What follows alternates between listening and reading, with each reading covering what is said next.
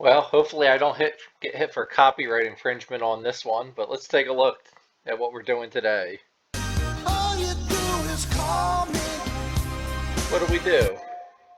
What do we do? I wanna be Sledgehammer. That's what we're going to be talking about today. How to use Sledgehammer in F2L to fix out some issues that you might be struggling with. So if you're having a hard time with F2L and you're rotating and making like really bad decisions, or you think you can make better ones, this is going to be the video for you. Let's get to it.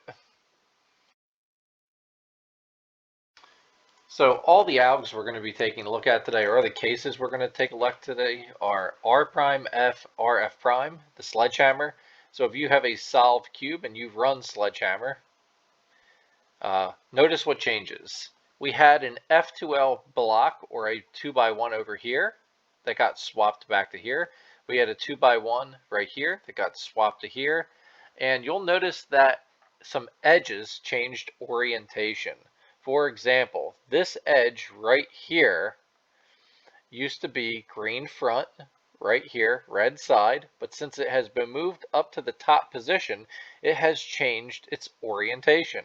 And there are a couple other ones that have changed orientation as well. For example, this green-white used to be here. That also changed orientation.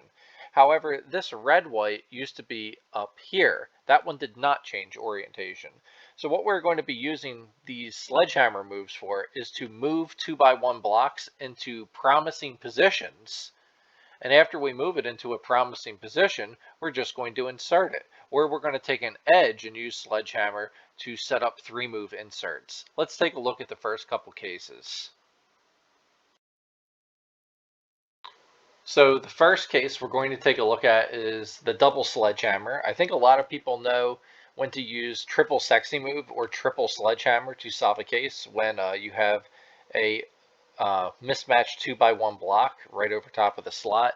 But this is when you have an unoriented edge, that red-blue right in the front, and you have the corner into the correct spot with the white face front. If you run double Sledgehammer, you'll notice that it just completes the pair.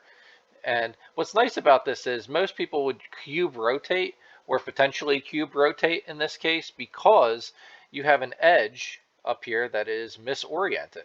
So unless you do some type of F move to reorient that piece, you're going to have to rotate, or you're going to obviously need to use some type of wide F move.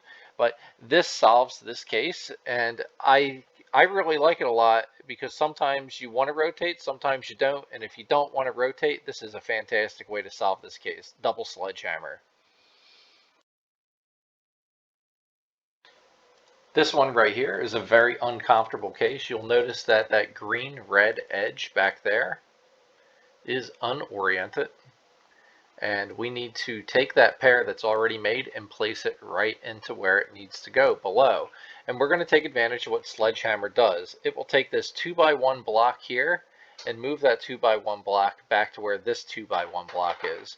So what we're going to do is we're going to do a setup move of RU, RU, and we have taken that 2x1 pair, and the 2x1 pair needs to get placed back in that 2x1 pair, which is exactly what Sledgehammer does.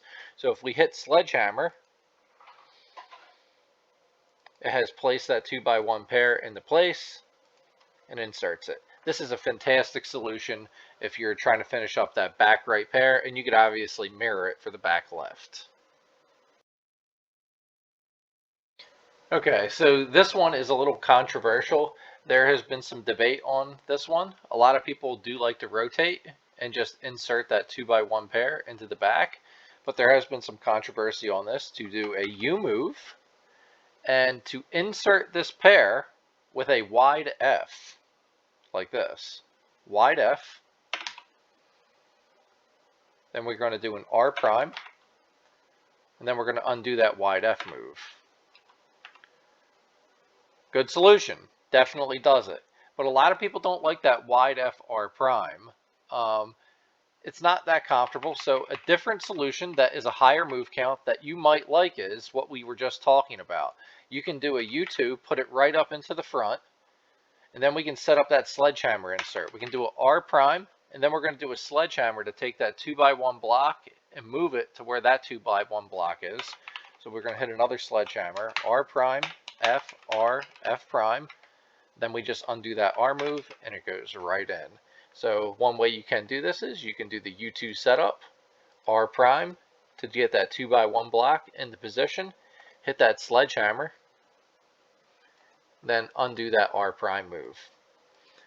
Fantastic solution. Is a higher move count, but it may be easier for you to do. And if you are already gripped the proper way, it's going to be easy. And if you look at this, we have R prime, R prime. That can be done as an R2 in either direction, whichever one you're more comfortable with. And I think the U2, it's a little iffy if you even want to consider that a move. Because, I mean, it's a setup move. What if that block is somewhere else? Or what if it's already set up perfectly? This is a pretty cool insert. So this next one is going to be talking about sledgehammering over a piece or across a piece. The first one is going to be sledgehammering over a piece, and this is what I mean by this. So if you take a look at this, notice that this corner and this edge already are paired up. But you can take that pair out if you do something like this. So you set it up like this, and we do the sledgehammer over top of the piece. R prime F, R, F prime. So if you do a sledgehammer over top of that piece, it pulls the piece out already paired. That's what I mean by doing a sledgehammer over top of this. If you get good enough at this, we can learn how to do this on the right front, the left front. You can even do it in the back if you do a little bit of a cube rotate and do some type of a hedge hammer. Really neat way to pair things up using F moves or sledgehammer in this case. So this sledgehammer is what I mean by sledgehammering across the piece. You'll notice that if we put these pieces together, that they do not make a full 2x1 block that is correct. It's kind of like mismatched. So what I mean by across the piece is the following. I'm not going to put the corner piece in the back like this. I'm going to put the corner piece over here, and I'm going to sledgehammer over top of the piece, and it's going to move this corner across from it. And not only will it set this up, but you'll notice it sets it up for a nice 3-move insert. Take a look at what happens. R prime F, R F prime. So if you do this, it actually sets those guys up for a nice 3-move insert. So if you ever have a edge stuck in the middle band there, you can actually pull it out, pair it up with the prior alg, which I call sledgehammering over top, or you can do a sledgehammer across, which is this one, and they both set up for nice 3-move inserts. Now, this is another very, very debatable alg. This is one of your, what do they call it? Beginner F2L cases, where you have the white on top and the edge right across from it. And you would normally do this, you would normally put your F prime, push it away, U2 to pair it up, and then we can pull that F move back, and then rotate and insert. It's your beginner F2L alg. Another way to do it, we can do this with a sledgehammer.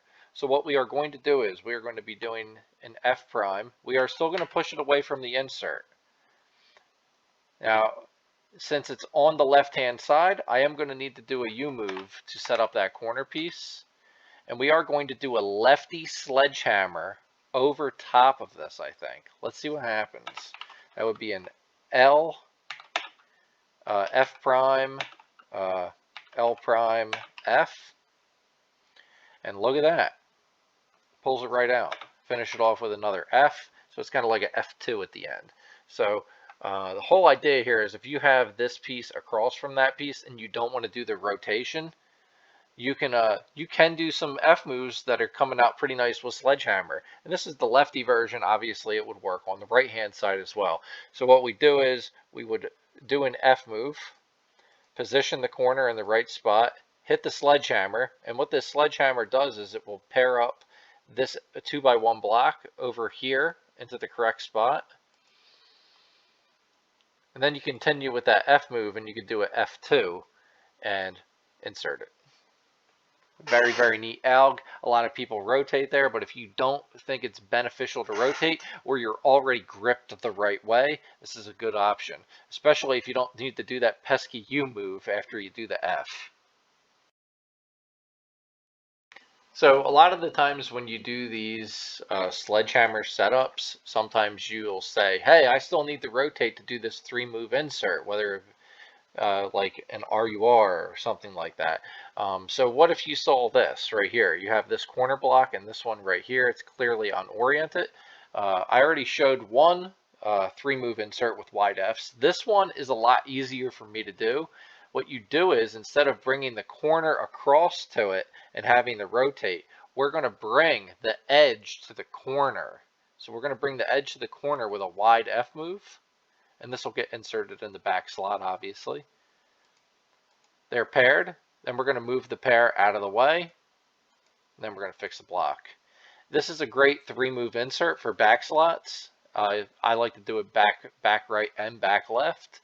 But I already showed you the other one. If you already have the block paired, you can use a sledgehammer to circumvent that. But that's what I got for you today, guys. Mess around with sledgehammer on your slow solves, and I think you'll be a lot happier, especially if you are not averaging, you know, let's say you're averaging like 15 to 20 seconds. You might still be pausing a little bit in your F2L. And if you're still pausing a little bit in your F2L, don't worry about taking a second or two to regrip, because you're already taking a second or two to find out what your next move is going to be. I definitely wouldn't be taking any of these tips if you're like sub 10 already. And if you're already sub 10 or whatever, you probably already know what I'm talking about. But if you are really trying to improve a lot and look for some good finger tricks or some algs to build finger tricks with, I hope this video was helpful. If it was, like, subscribe, leave a comment, let me know what you guys want to see, and I'll try my best next week. Have a good night.